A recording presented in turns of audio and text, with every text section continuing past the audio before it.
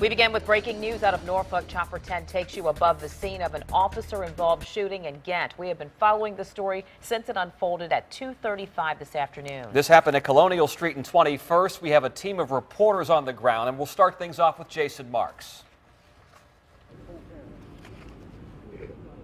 Yeah, Tom, police have been here since 2:40. That's when that call came in. Let me show you what's going on. You get a live look at the scene. Now, the investigation is really surrounding this Wells Fargo, and let's explain why. Around 2:40, police got a call from someone inside the bank. They said a suspect was trying to cash a bad check. So that's when the officers, two men, came out here in one car. It was a two-man team, came out here. We're told that when those officers arrived, they saw a suspect sitting in that tan Mercedes you see over there. Now, as those suspects, or as the police officers, I should say, approached that vehicle, we're told the driver first put the car into reverse and then accelerated, hitting one of those officers.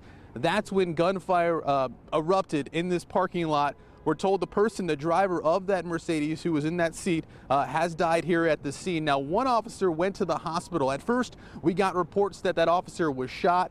Police are now telling us that he might have just been injured when he was hit by the car. That's something that we're still working to find out whether he was indeed shot or not. Now, as you can imagine, it was a lot of people around here. It was a very busy time of day, 2:40. People coming and going, schools letting out, and we talked with one witness who was right at work as this was happening. She said she looked up and all she saw was smoke from the shots. Then all of a sudden I see the car, the cream colored car, just kind of like back up really, really fast, and kind of like he came up on a hump or something. And then I see the cops were just like pow, pow, pow, like directly. It was two of them like walking towards the car. It was crazy. Yeah, it was, the whole parking lot was smoked. It was up. smoking. Like, we didn't know where the first shots came from.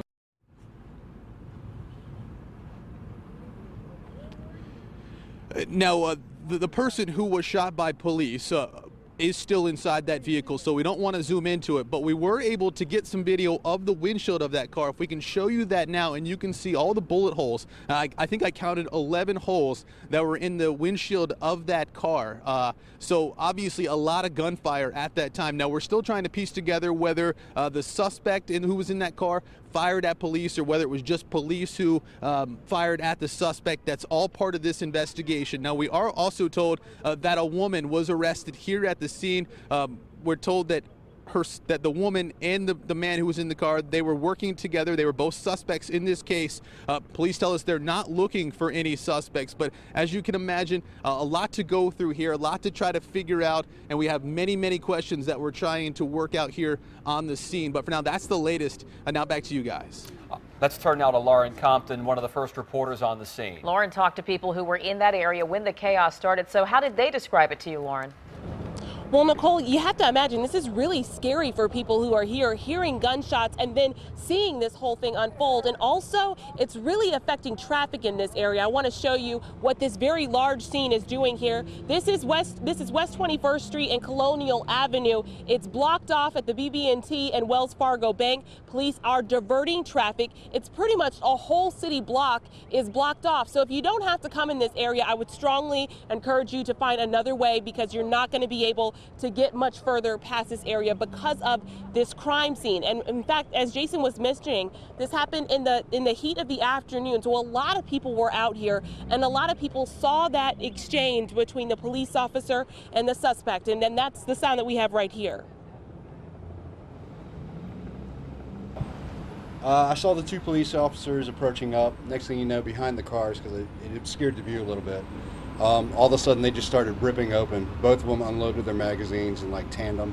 I saw an officer running towards the inside of the Wells Fargo, and then a patrol car sped by me on the wrong side of the street.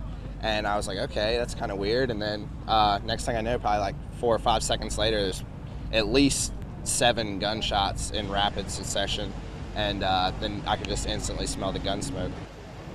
And that's how intense that gunfire was. A lot of people tell us that afterwards they could still see the gun smoke. Just walk you through again what those witnesses saw when the two police officers approached that suspect in the car. The suspect reversed, then accelerated, striking one officer, and that's when so many witnesses here saw that gunfire exchange. Very traumatic for a lot of people here who were stunned that this happened in broad daylight. As Jason mentioned, we are still working to nail down some details on how this whole thing unfolded and whether the suspect or police exchanged fire first. Reporting live in Norfolk, Lauren Compton, 10 on your side.